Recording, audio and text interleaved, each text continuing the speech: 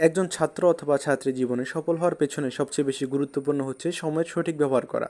সময়ের সঠিক ব্যবহার এবং অধ্যবসায়ই পারে একজন স্টুডেন্টের জীবনে সফলতা ছিনিয়ে আনতে। আর সেজন্যই প্রয়োজন সঠিক স্টাডি প্ল্যান। আসসালামু আলাইকুম সুপ্রিয় ষষ্ঠ শ্রেণীর শিক্ষার্থী বন্ধুরা, আশা করি তোমরা সবাই ভালো আছো। রবিউল এডুকেয়ারের আজকের এই আয়োজনে সবাইকে স্বাগত জানাচ্ছি। সাথে আছি আমি রবিউল হক।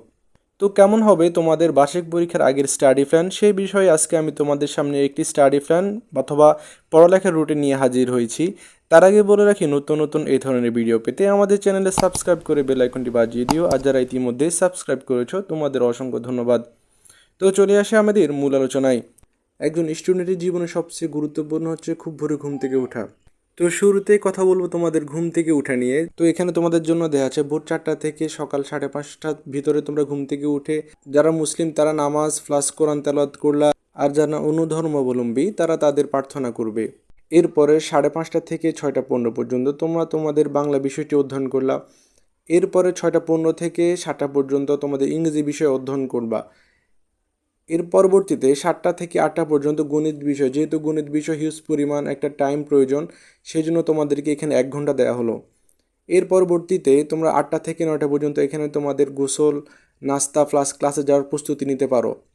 এরপরে রয়েছে 9টা থেকে বিকেল 4টা পর্যন্ত ক্লাস টাইম প্লাস দুপুরে নামাজ প্লাস হচ্ছে নাস্তা। তো প্রতিষ্ঠান ভেদে এই টাইমে কিছুটা পরিবর্তন আসতে পারে। এরপর হচ্ছে বিকেল 4টা থেকে 5টা পর্যন্ত, এই টাইমের ভিতর তোমরা বাড়িতে ফেরা প্লাস হচ্ছে ফ্রেশনেসের একটা ব্যাপার স্যাপার আছে, প্লাস হচ্ছে খাবার খাওয়া। এরপরে 5টা থেকে 6টা, যেখানে আসরের নামাজ প্লাস হচ্ছে খেলাধুলা। খেলাধুলা বিনোদনের একটা অংশ। একজন স্টুডেন্টের জীবনে যেমন নিয়মতান্ত্রিক পড়ালেখা গুরুত্বপূর্ণ, তেমনি খেলাধুলা তার শরীরের স্বাস্থ্যের জন্য খুব ভালো হয়। এই কারণে খেলাধুলা অবশ্যই কিছুটা সময় খেলতে হবে, প্লাস হচ্ছে ফ্রেশনেস খেলাধুলার পরবর্তীতে। এরপরে সন্ধ্যা 6টা থেকে 7টা পর্যন্ত মাগরিবের নামাজ আছে। এরপর হচ্ছে তোমরা বিজ্ঞান অথবা সমাজ যে কোনো একটি বিষয় নিয়ে পড়তে পারো।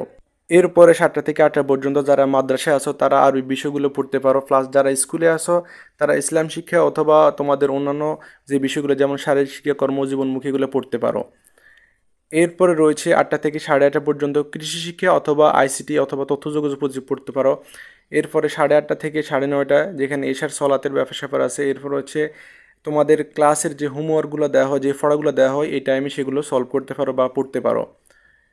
এরপরে 9:30 থেকে 10:30 পর্যন্ত তোমরা খাওয়া দাওয়া করবা, প্লাস তোমাদের পরিবারের সাথে সময় কাটাবা। পরিবারের সাথে সময় কাটালে অনেক ভালো ফিল হয়। এরপরে 10:30 থেকে 11টা পর্যন্ত তোমরা ঘুমের প্রস্তুতি নিতে পারো। এই টাইমের ভিতরে তোমরা ফ্রেশ হয়ে ঘুমোতে চলে যাবা, প্রপার ঘুমে। এরপরে 11টা থেকে 4টা পর্যন্ত তোমরা ঘুমাবা। গভীর ঘুম গেলে শরীর স্বাস্থ্য খুব ভালো থাকে। তো প্রতিনিয়ত এই রুটিন মেনে চললে অবশ্যই তোমরা সাকসেস হতে পারবা, ভালো একটা রেজাল্ট করতে পারো। ভালো একটা রেজাল্ট করতে পারলে নিজ থেকে ভালো লাগে, তোমার পরিবারও খুশি হবে, তোমাদের ভবিষ্যতের জন্য ভালো হবে।